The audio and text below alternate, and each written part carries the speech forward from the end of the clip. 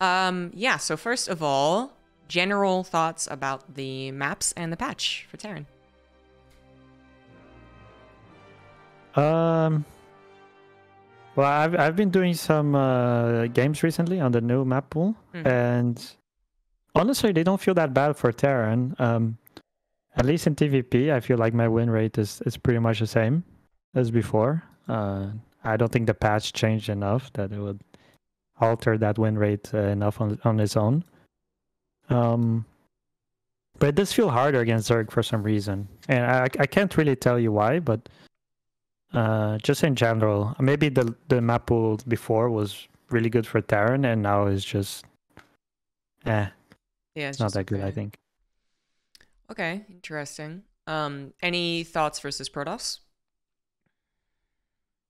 So versus Protoss, I feel like there are a lot of maps where they can't protect their natural and the third base at the same time with like one entryway. So that's actually really nice. And I noticed there's actually a lot less dead space behind bases in this map pool. So like parking Widowmine drops and Liberators is not as good as before. Oh, really? That's actually directly contrary to what the Protoss have been saying. Yeah, they say there's a lot of dead space. Yeah, and there's a few maps that have like the perfect space between like the man and natural. Maybe. I mean, like I said, I don't have that much experience in the new map pool. Okay. And then TVT, has it changed at all?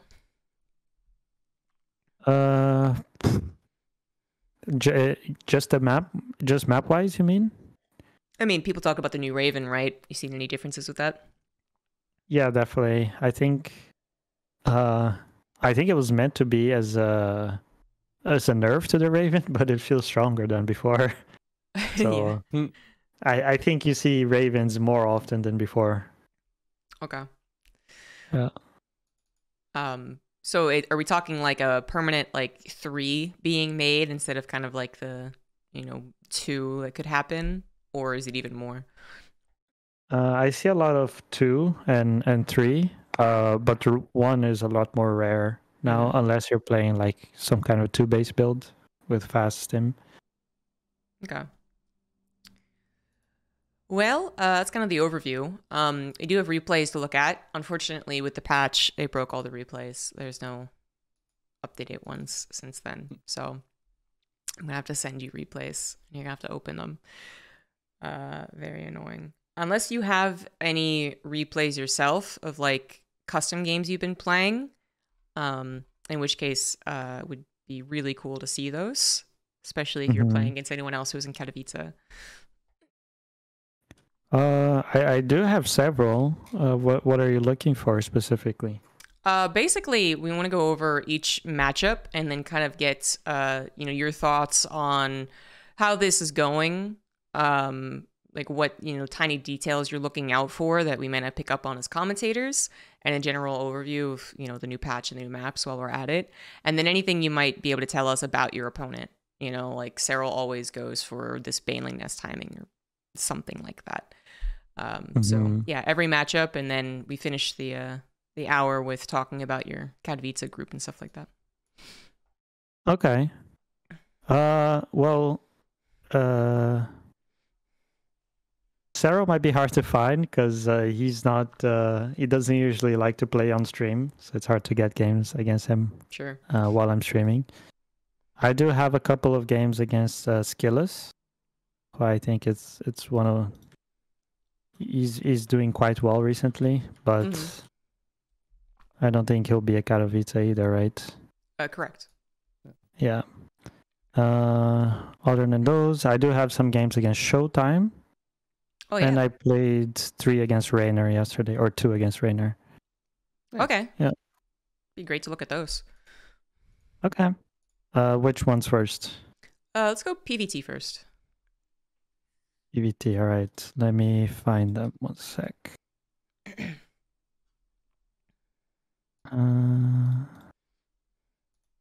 I do have a lot of games against Lambo as well. Oh, sure. Be great. But okay. 1, 2, 3, 4, 5, 6. I have 6 games against Showtime. Let's start here. Should I share my screen or something? Just invite us in game. Oh, right. It should work because if they're new-ish. Yeah. It's on Europe server. Is that fine? Yeah. Okay. Join channel Diego. I think I broke it. Hold on, I gotta restart. Oh, damn it. It's about to join. Authenticating.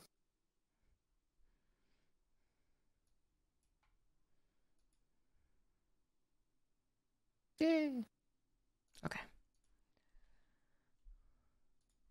I think these games are from 2 days ago, so hopefully my memory is somewhat fresh. Okay. Otherwise, it's going to be a new experience for all of us. Okay. What do you think about Royal Blood? I think it's one of the better maps for Terra, right? Because the main place to push is so open that you can always get like really good concaves and whatnot. I see. Usually, the more open it is, the harder it is for Protoss to survive the early mid game.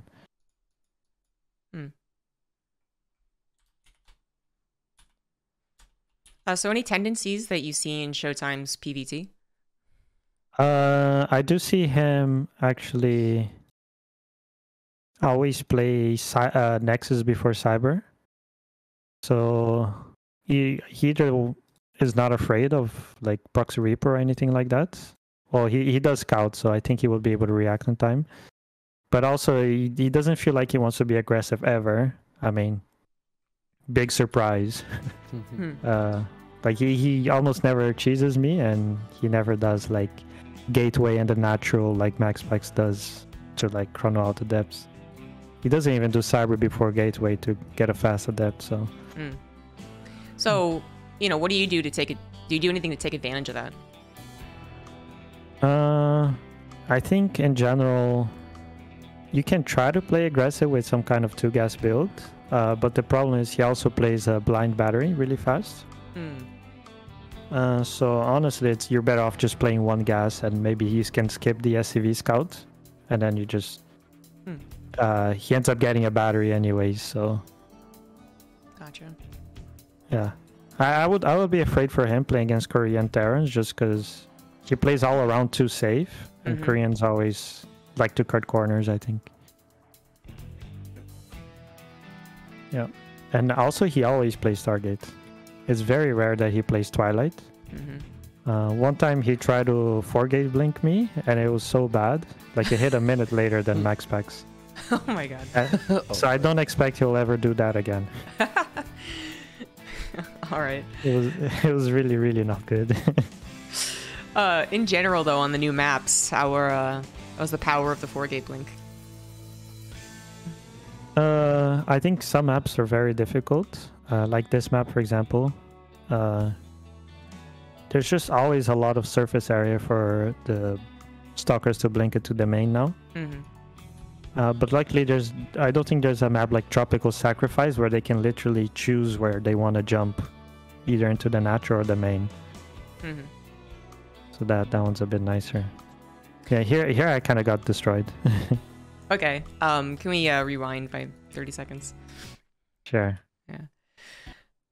Yeah. Usually these pushes don't go this way for me, but let's see, what did I scout? Yeah, I did scout 3 gates. So in hindsight, probably not the smartest move to push into him because he played 3 gates Stargate. But I thought there will be adepts instead of triple stalker. And like stalker is way safer than adepts.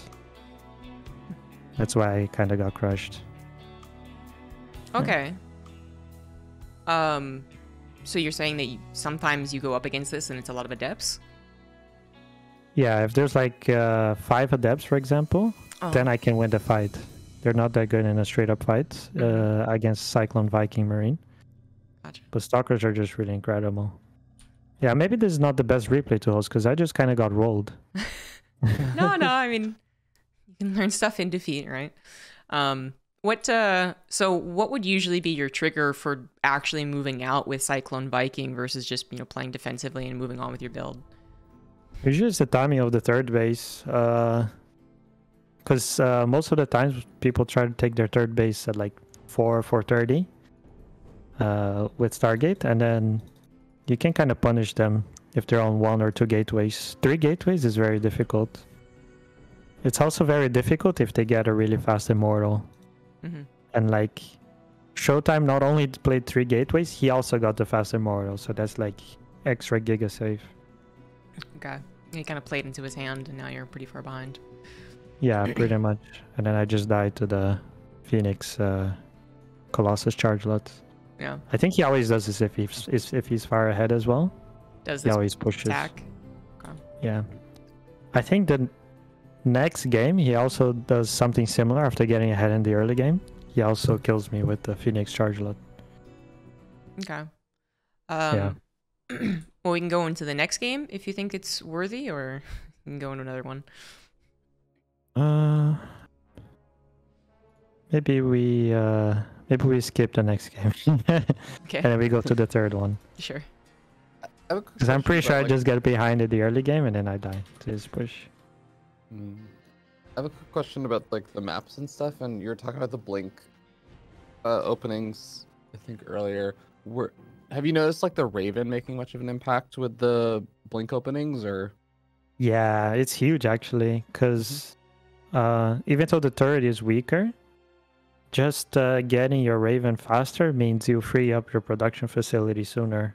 So like, I don't know, if you want, you could even make a Banshee out of your starport or something, or you could just use a starport to swap the tech lab onto the barracks sooner, so you can get Marauders faster. I mean, the turret is a lot weaker, but one thing to remember is that the DPS is the same. So as long as you put the turret behind your bio or something, or behind the SCVs, then it does the same amount of damage as it did before. Yeah, that makes sense. Yeah. Plus 50 extra gas actually helps a lot, because gas is a huge bottleneck for Terran early on, especially if you're getting all in. Gotcha. Yeah, that makes sense. Thanks. No problem. That will be $10. Okay, I think I still have your PayPal. Yeah, same thing here. He plays Nexus before Cyber. I played 2 gas. I think I played 2 gas because I got rolled after playing 1 gas last game.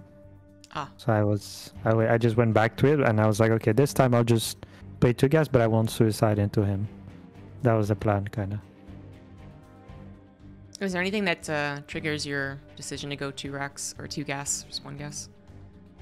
Usually I play 2 gas if I'm really afraid, or if I know the guy is just really comfortable playing as 1 gas, which I think Showtime is.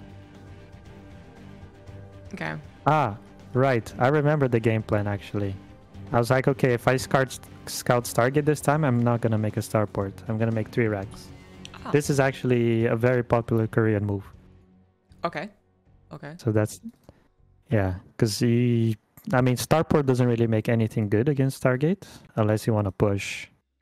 But since I didn't want to push, this is actually perfect for me. So. Oh, I also remember this. This is a sick move. Okay, go ahead. Sorry, I didn't mean to interrupt. No, go ahead. But this is just I kind of own him here. Yeah. Sorry, you were saying? I didn't see the timing of which you scouted that Stargate. Were you already going onto a 2-1? I can show you. Yeah. So ideally you want to scout it before your factory finishes, because that's when you build the starports. Right. So like I start the Hellion and you can see I'm almost at the point where I'm going to start building a starport, right? Once I get to 100 gas, it's starport time. So this is like the perfect time to see the Stargate. Okay. Because now instead of building it, like I wouldn't even have delayed it if it wasn't Stargate. It would still be the normal time. Nice. So like perfect. Yeah. So, if there's a really good Protoss player who just actually is somehow pushing back both Mhm. Reapers and their alien. He just has to make a gut decision. Yeah, pretty much. I mean, Starport is not game over against Stargate. It's just, like something could happen where you go Widowmine drop and you just fly into a bunch of Phoenixes and you lose everything for Sure. free. Oh. But then you could also Widowmine drop and the Phoenixes are out on the map and you get like 10 probe kills. Mm-hmm. Oh. Or sometimes the guy just doesn't even look at all, like Creator. So, you know. Oh, okay. Creator's not doing so well against Widowmine drops. Yeah. I mean, he's the most popular guy for like not looking at Widowmine drops and losing all his probes of all the Koreans. Okay. Well, that's really neat though. I didn't pick up on that particular timing. You can just transition over into 3 rocks.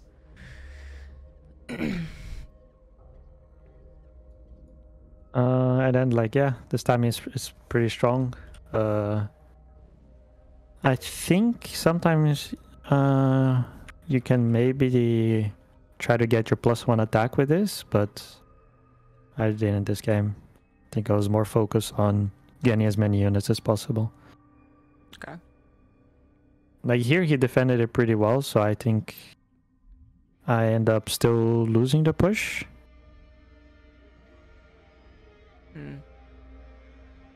Yeah. But one nice thing as well is that I also killed his Phoenixes, and it's really important to reset his air counts. Okay. And like I still killed a lot of buildings and whatnot, and prevented mining from his thirds. I think he also cut pro production for a while. Mm-hmm.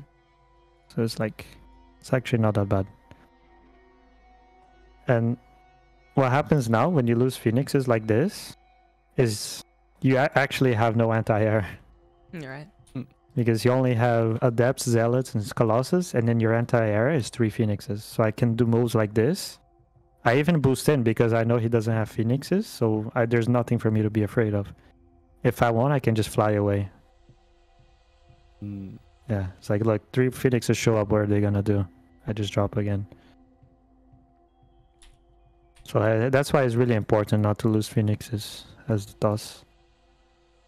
And I noticed you also, I was going to say, you were mostly just focusing on like medevac production, not really worrying about adding Vikings or anything. I was going to ask how you feel about like the Viking changes and stuff, if you felt much of a difference. They feel a bit more microable right now, but it's nothing crazy.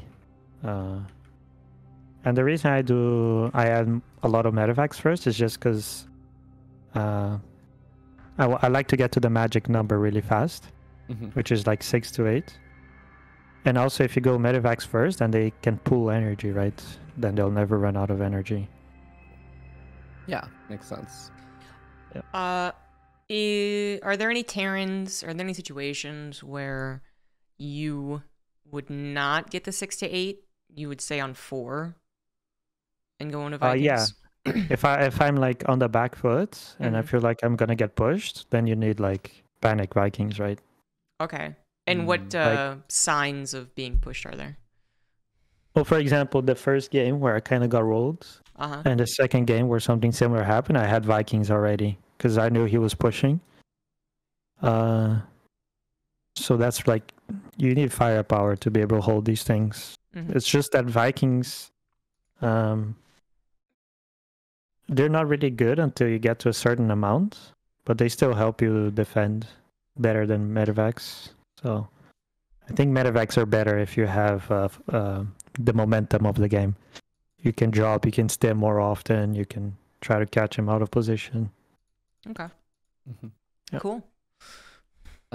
One last question about like Vikings and stuff. Have you had any like more positive reaction for like getting a early fast Viking or things like that, especially for like Warp Prism Harass and stuff? Not so much versus Showtime or the Stargate stuff, but yeah, for sure. So like that falls in the same category as if I think I'm being threatened of being attacked, then even if he doesn't have a Colossus, I'll still get Vikings because he's either playing Storm, which you need Vikings for the War Prism, or he's gonna run a Prism into your main, which the Vikings also help to catch. gotcha. So yeah, there's they're a little catch-all kind of. Yeah, they really are really good defensively. So yeah. Okay, Nice. let's go ahead and move on to some of the PvZ replays you have. All right. Let's check. I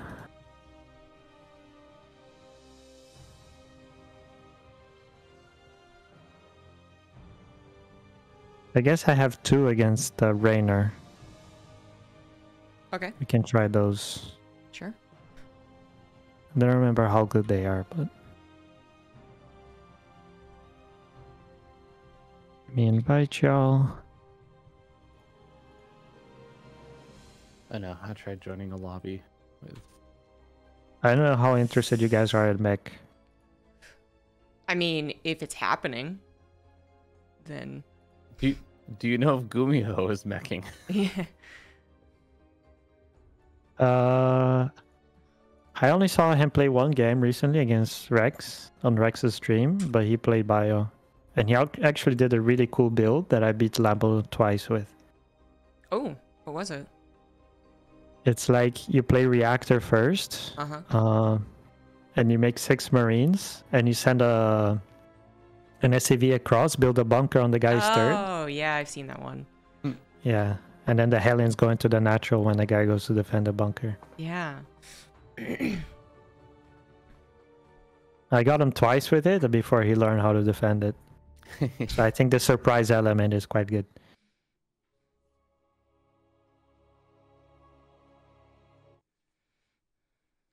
How has Raynor's form been leading up to Katowice, you think? I think it's really good.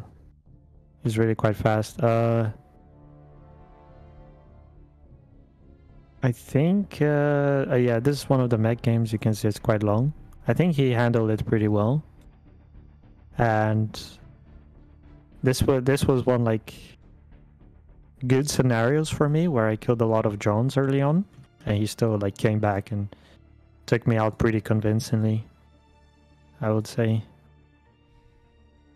So why'd you go mech here? I think you have to be really fast to beat the top Zergs with Bio. Like you need to be some Clem level Widowmine play to beat Zergs like Serral and Raynor. So I really struggle with that.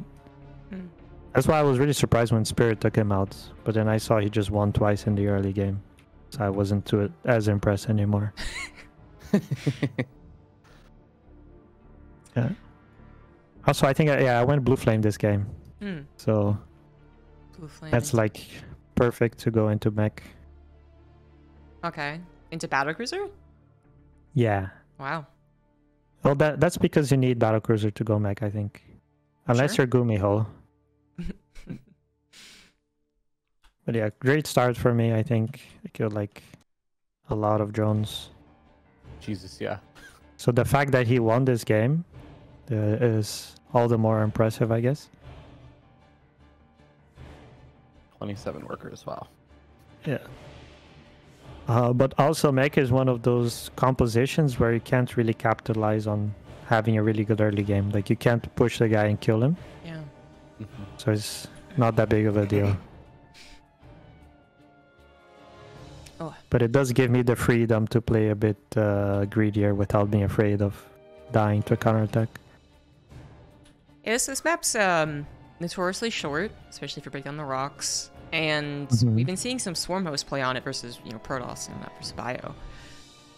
Do you think that'd be good against mech, like a deterrent? To not go mech on this map? I think so, because Swarm hosts are actually really hard to deal with as mech. But I do know that Raynor also rarely plays Swarm hosts against mech. So it's not something that I'm worried against him. But like against Serral, I would be really worried about Swarm hosts on this map. Okay. But regardless, like no matter what the map is, I think they always have the option of going Nidus as well. So Swarm hosts are good no matter what. Okay. What do you think of the mech changes? The Cyclone change and potentially the Banshee change? So I mean, I like the Banshee change. I haven't really tried it out because, like I said, I really think you need to go BC to make mech work.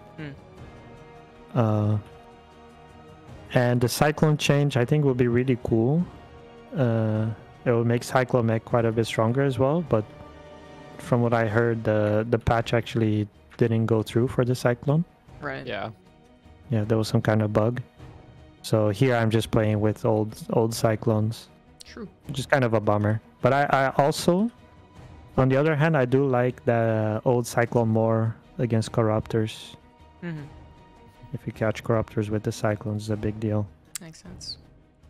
You say that you need battle cruisers. What's your reasoning for that? So battle cruisers make it a lot harder for you to die to a Muta switch.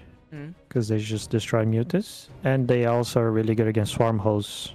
They prevent a guy from going Swarm Host first instead of Corruptor into Swarm Host. So they're kind of a deterrent against that. Because what happens is if you play BCs and the guy goes into Swarm Host, straight into Swarm Host, then all he has to defend the BCs are Queens and Spores, right? It's not really reliable. They can also kill Locusts in the air if you're defending with them. Can I add in Ghost Academy? Is this your typical mech game at this point? Yeah, because I think Gumiho, for example, if he plays mech, he likes to go into 8 Factory first, but I like to play 5 Factory into Ghosts sooner. Because Ghosts are really good against, well, everything. Right. Have the Broodlord changes made any difference? Or I don't even know if Raynor actually bothers going for Broodlords since just massing a lot of Corruptors and stuff, but have you noticed any differences with the Broodlords in this matchup? Oh yeah, and you'll actually see it this game. Oh, okay. It's cool. quite funny. I'll tell you when it gets there. I think the visual aid will make it more comedic. Alright. Yeah, I've been very curious how they do versus like Thors and stuff. Yeah. But like right now, I think it will be really hard for him to switch into Broodlords because I already have 12 Thors. Yeah. So I was definitely ready for a switch. I was just trying to get into Thor Ghost, which is like the ultimate comp. Yeah, so now he tries to go into Broodlords. Oh yeah, I see him. Which, in hindsight, if I knew he was going Broodlords, I would probably have pushed through the bottom. Because the BCs can like defend the Broodlords on one side while you... Oh wait, I did lose 2 BCs. Whoops, never mind. I actually remember how they lost. I didn't really show you guys, but he neuraled them while I was running them by. It's quite sad. I think this might be the moment actually, where you see the Broodlord change. Like, they're a little bit faster, of course. Which I think is a big deal. But then he also tries to do the Broodling abuse. Right. And they just end up to... they run out of duration too fast. It's a good fungal though. But like Thors still do really well against Broodlords for sure. Yeah, yeah. I see a lack of Hellbats in general though, so you thinking it's not necessary if you have Thor Ghost? Yeah, because the ghosts are really good against broodlings in general. But I mean, you still want a couple of Hellbats. I think I start to add a couple just in case. But I don't know, 2 supply for a Hellbat is not that amazing, to be honest. Like, they're not that great of a unit, especially because they die to banings and fungals. And, yeah, they die quite fast. So does this And then here he says he's mining for my bases, so ideally I had to push on one of the sides. I played a bit too passive because I thought I could be more efficient than he was mining. Like if he mined 1 extra base, I would still be efficient enough that it wouldn't matter. But alas, that was not the case, I think. And in your experience watching and playing, you know, is mech all about getting to that just turtle? You know, like how many classic kind of mech pushes do we have when, you know, 180 supply, you start moving out, trying to kill the guy? I think almost never, to be honest, if they play Ravager Bane, because mech is really not that good if you're pushing. It's just really good defensively. And the advantage of mech is that you also get faster into the ultimate Terran comp, which is Thor Ghost. So, like it incentivizes you to defend a lot more. So I'd probably say the only case where you push with mech is if you defend a big push really convincingly, or if in this case like he's taking your bases and you need to do something about it. It's probably what I would have done. Damn. Differently. Yeah, he actually won that fight. That was messed up.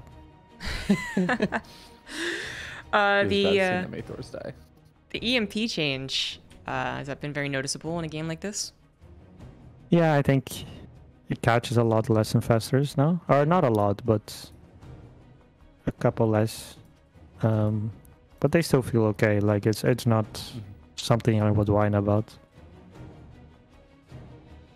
It's still fine. Like for example, like right now I come here and I EMP them. I still catch a decent amount. I call it 5, 6. That's a reasonable number of units to catch with one spell. And how about the late game snipe? Do you feel any changes there? Yeah, the snipe is the biggest change. Like, so usually I like to snipe the focus on sniping the Vipers, and most of the times they end up escaping because they come, they cast their spells, and then they leave, and they never really get near the ghosts. So if you start to snipe at maximum range, and the Viper starts running away as soon as that happens, then he'll escape. Okay. Yeah, that was kind of a big deal. So you're not... Are you optimistic about late game TVZ? Can it be won? Can it be won? Probably. I don't think it's that big of a change where it would tip the scales that much. But it's definitely annoying in some cases. Like it might add, I don't know, maybe 1,000 extra or 2,000 extra resources to the Zerg that they didn't have before. Something like that, like 2-3k in a mine out scenario.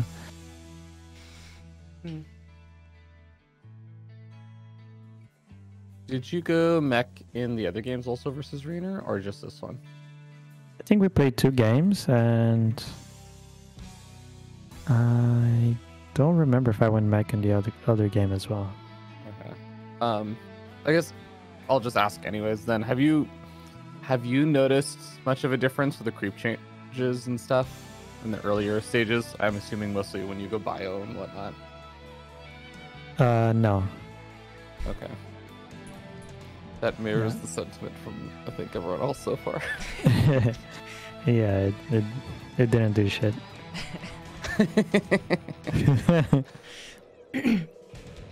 Okay.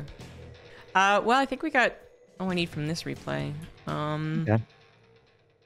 Let's go ahead. Let's actually go into TVT. So little time, so much to do. I do have a game against Clem. Oh yeah, please then. That'd be great. Yeah. I'll show the only one that I won as well. Okay. Yes. It's on Neo Humanity. Let's see. Ah, there it is. Oh no. It was in the old patch. RIP. Okay. You can still send us the replay. Okay. Just show in folder and drag and drop. And I'll post it on this Discord. Yeah.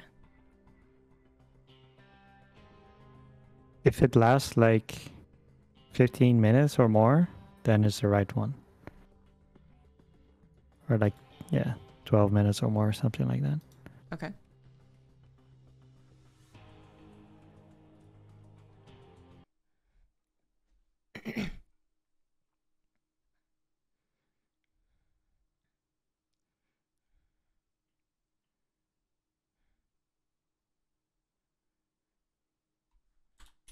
It lasts Yeah, it's 14. 1442.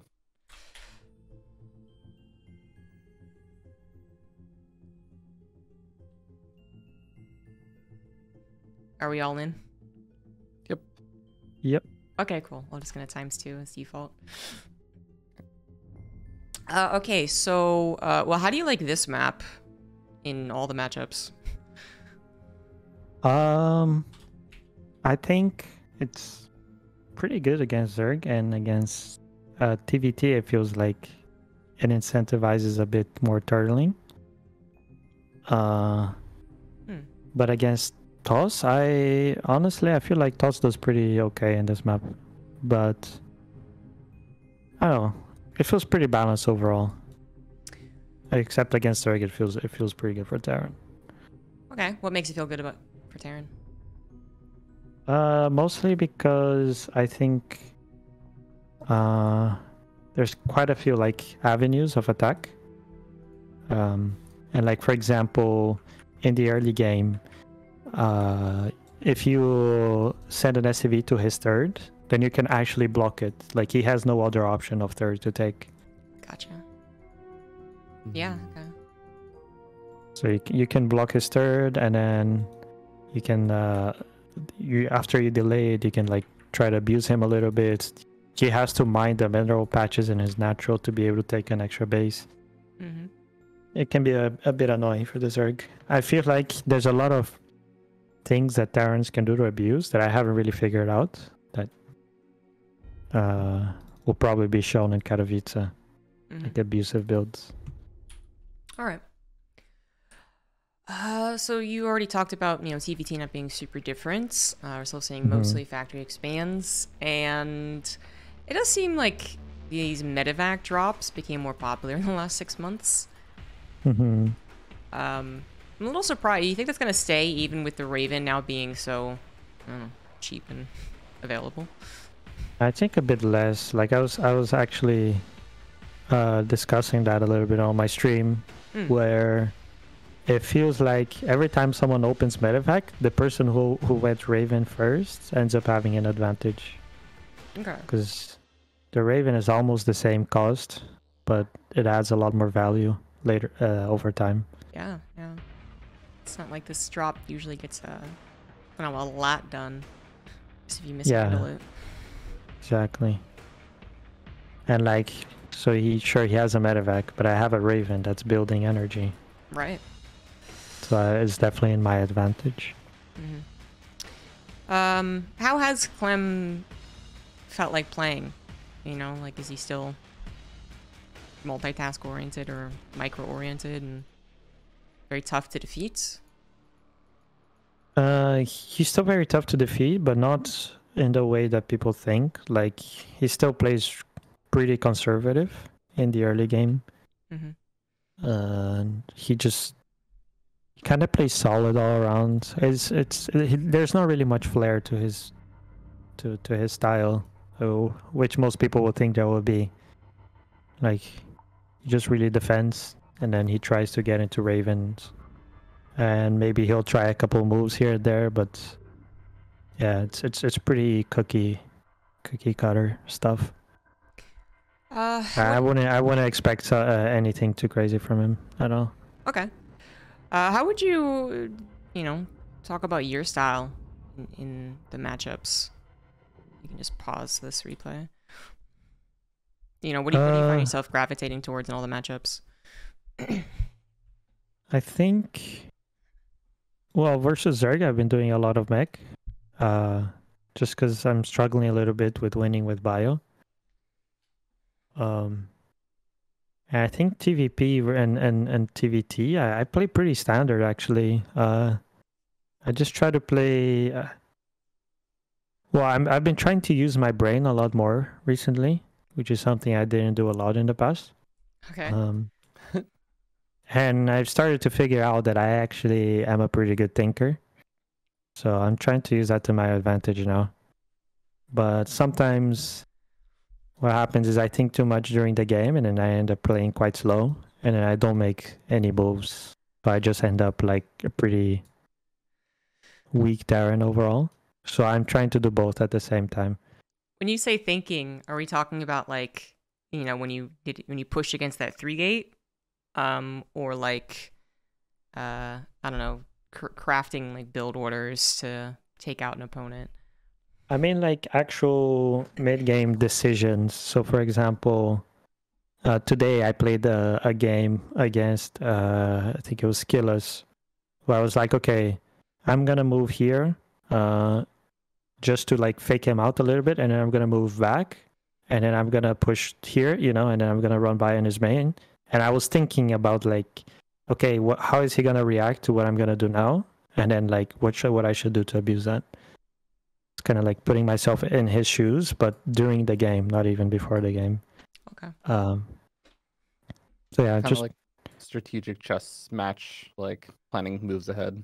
yeah, instead of like playing like time, you know, like bonobo brain, just I'm gonna drop here and there and I'm really fast, so I'm gonna have a lot of units behind this. And yeah, Okay. also choosing builds based on who did them the latest, like yeah. Okay. I can continue with the TVT then. Sensor tower change. Anything? Is Oh it better yeah, for it's you? pretty noticeable. Yeah? It's like, yeah, they do feel a bit smaller, especially in TVZ. Actually, I feel like I have a significant less time to react against Link Bane. So like, but it's nothing crazy. Obviously, it's 3 tiles, three range, 3 tiles, but it's noticeable. Definitely noticeable. Do you like that in TVT or hate it? It doesn't really matter in TV. Like TVT is one matchup that is not noticeable for me because, like right now, I'm dropping to his main. Even if the previous sensor tile, he wouldn't have caught it with 3 extra range. So it's like my units are not that fast. It's not like I'm gonna run into the sensor tower and catch him off guard. Okay. They're not like Zerglings. Yeah, I'm pretty sure the change was intended to make TVT more dynamic. Yeah. I think they failed with that and the Raven. Well, I think it's not that it failed, but it's just something that's more map dependent rather than sensor tower dependent. Like sometimes you get a map like Romanticide where it's literally the biggest turtle map ever. Right. Or you can get a map where it's a bit more chaotic, you know. And I think like watchtowers, for example, prevent a little bit the dynamic, or they incentivize it a little bit more because whoever has a watchtower actually has a lot of power. But yeah.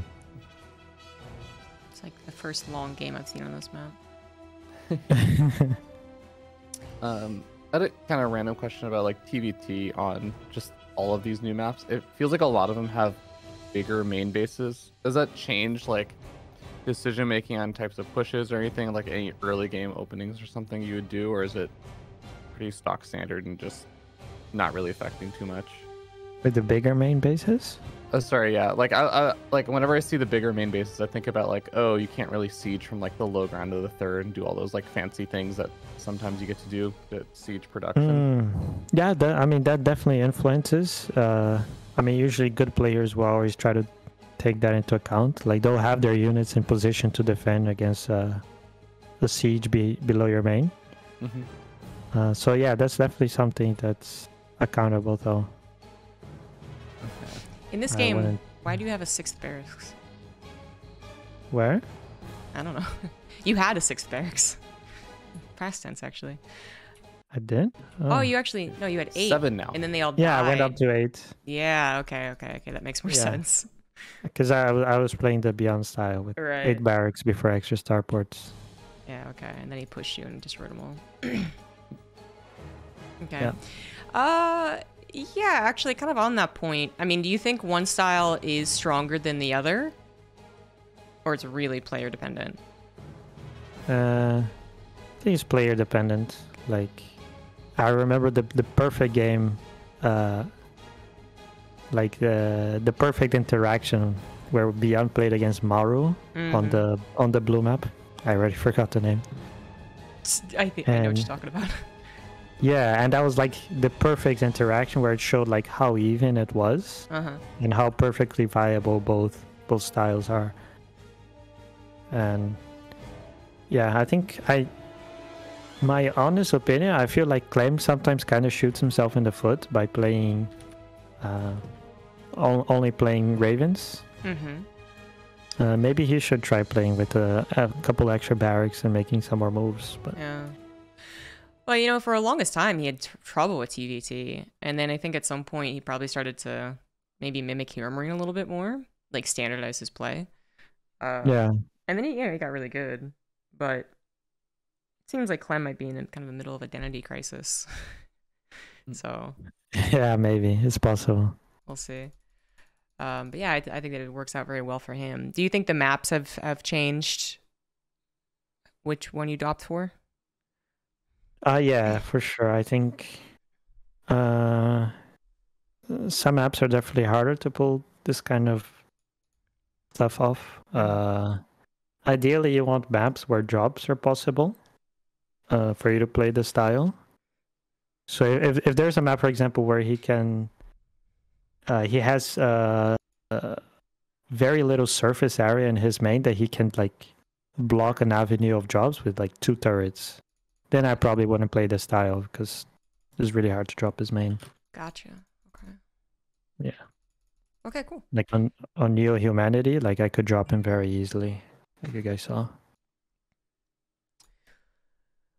Okay. And then nothing really else changed with TVT, so yeah. Actually, I think maybe we'll see some more Meg. I'm not sure. Oh yeah. Oh. Yeah. Even the maps feel pretty okay for Meg, and Mac wasn't actually bad in the old patch. It wasn't very popular, but it wasn't bad. So definitely something someone like Special will probably do in TVT, and maybe even like Gumiho or something. Yeah, those would be the two culprits for sure. Well, now let's go ahead and talk about Katowice. We can just push aside StarCraft for a while. Okay. Just open up the Wikipedia for it.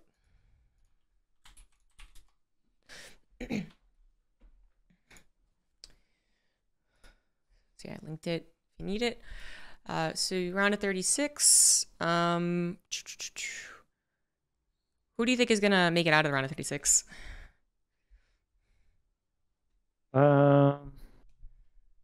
Let's see. Let me pull it up as well. 1 second.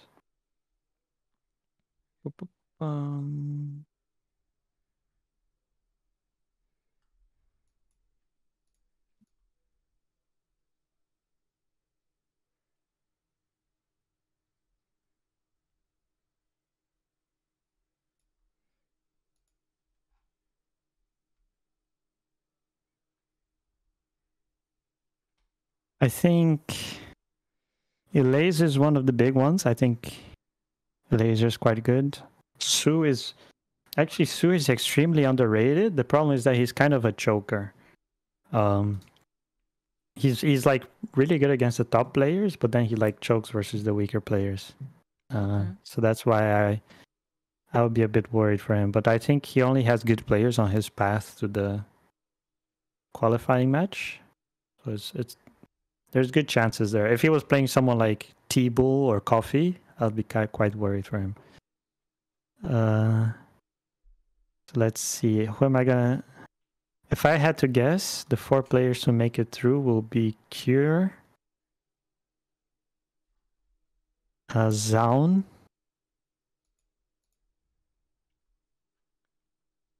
Elaser, and Spirit. Oh, okay. I think those 4.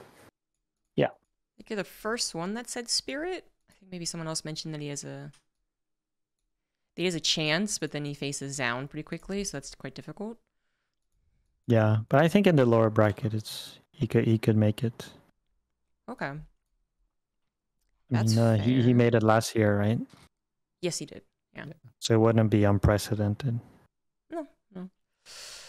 Okay, cool. And then for the main event, all these groups, you already gave some insight into Sue, which is great, because I personally haven't seen much of him. Anything from the groups, do you think that you know anything about Neeb? he's a question mark. Neeb? Yeah, I never see him online on Europe anymore. Like, I wonder if he's even practicing. He says he is, but I don't know. Maybe he's playing against Koreans, I would hope. But yeah, kind of a question mark there, yeah. Okay. I think I actually had asked him about playing in some events, and he said he's not playing as much SC2 right now. So cool. Yeah, that lines up. Wouldn't be too hopeful about that, especially in his group. That's why I'm getting even more hopeful. Because the expectations are low, so I know he'll thrive. Yeah. I think Time is one of the people as well that maybe he's a bit eager to prove himself, because after the Atlanta fiasco. But yeah, he's also kind of a question mark, because I know he was super bummed after Atlanta, where he was like thinking about retiring and whatnot. Oh. Yeah, because he went 0-6 in Atlanta, even though he was like playing extremely well. He's like on par with a lot of the Korean players, and then he goes to Atlanta and goes 0-6. It really shocked him a bit. So hopefully he'll be doing. I guess he'll either be over it in his mentality, or he'll just kind of coast by on his seed. Either way. Okay. But I do see him practicing against Sarah on Europe quite often, so I think he's coming in hard. Well, good for him then. In Group B. Group B, let's see. We got the Wonder Boy. Australia is also really sick. Max Angle. I think Gumiho is kind of boned, but he's also really good at preparing. So maybe in like these group style, I think these group style tournaments is where he shines quite hard. So there's a good chance that he like does really well in the group stage, advances in like first place, and then just gets destroyed in the playoffs or something. I wouldn't be surprised. Showtime is really good, but he's kind of inflexible, and I think only having one Terran in his group kind of sucks for him, because I think he's quite good versus Terran. And then PvP is kind of random, right? So I would say, yeah, like anything could happen between Showtime, Creator, and Astria. So I would say like Raynor advances, and then probably Gumiho, and then I think Astrea. Something like that. Okay. And Group C? Group C, well, we got Hero and Sarah in the same group, which is quite sick. Solar is also really consistent. I think he's one of the guys that you can always count on to advance group most of the times. DRG is really good, but I think he's kind of a ZVT hero. He's not that amazing in anything else. And Papi, God bless him, but I think he'll get destroyed. Okay. How about Group D, the group of Terrans? Oof, that's brutal, huh? I feel like it's already ordered in the in the like how it's gonna go. Just add the color. Yeah, I know. Looking at this group, it makes me think that this is not the year where Hero Marine gets semifinals again, let alone past group stage. But I also watched him play in Atlanta, and his CVT was pretty impressive. Like, it's nothing. It's nothing crazy, but it feels like watching a Korean Terran play at times. So I wouldn't be surprised if he pulls off like an upset against like Beyond Right. or Bunny. I wouldn't see it happen against Maru though. Yeah. And Lambo, I'm gonna give Lambo a shout out here because he's been destroying me really hard in ZVT. Mm-hmm. I don't think I'm that bad in TVZ. Maybe I am, but I wouldn't count him out. But this is definitely worst case scenario for him. Yeah, yeah. I think it's a pair up against one matchup, and then the people he's facing are just so good. Yeah.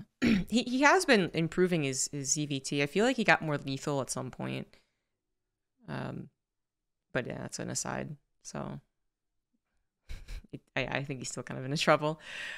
People talk about, Byun being a little bit of a poor offline performer, the international events, obviously online beast.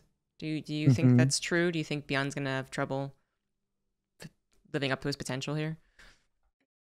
I think it's possible, but I don't think that he's that much of a choker in offline. He did well in Atlanta, didn't he? Like relatively. Let me look. He did 17th through 24th. Oh, never. Oh, right, because he got Zaun. Yeah, he kind of got blasted by Zaun. I mean, that was just unlucky. How did he do last year even? Was he there last year? I don't think he made it, eh? No, he was there. Oh yeah, no, he did, yeah. I had to interview him a lot. Oh yeah, he also got blasted by Zaun there, I think. Yeah. Zaun is kind of his counter. So he didn't make it out of groups last year. That was where that was also the group of death. Raynor, Maru, Zaun got out. Byun, Clem, Scarlet fell. Yeah. It was technically he was also knocked out by Zaun there, because if he had beaten him, he would have advanced. Okay. Yeah. So unless Zaun ends up in his group, I think he'll do pretty well. Oof. Imagine the unluckiness. Yeah. Okay. That'll be really unlucky. That'd be very interesting. It's possible, man. 1 in 4 chance. Yeah. But I just because I kind of glanced over him a bit, but in Group A, I think Clem will do quite well. To be honest, I like his group for him. There's not like scary Protoss in there, unless, like I said, Zaun ends up in his group. That would be quite scary. Mm-hmm. But I think he'll be fine. Okay. Well, that just about does it. Any other questions, Fear Dragon? I think covered most of it. Cool. Yeah. And do you mind if I upload this to YouTube? I don't know. Go ahead. Okay, cool. So yeah, it'll be available for everyone. People have been very interested. The tryhards have been interested in hearing all the programmers' thoughts and stuff. So great. Thanks again for doing this. Drop me your PayPal info, and I guess we'll see you on the stream. Cool. Sounds good. Thank you, guys. Have a good one. Bye. Love you. Diego, not you. Okay, yeah. I love you too.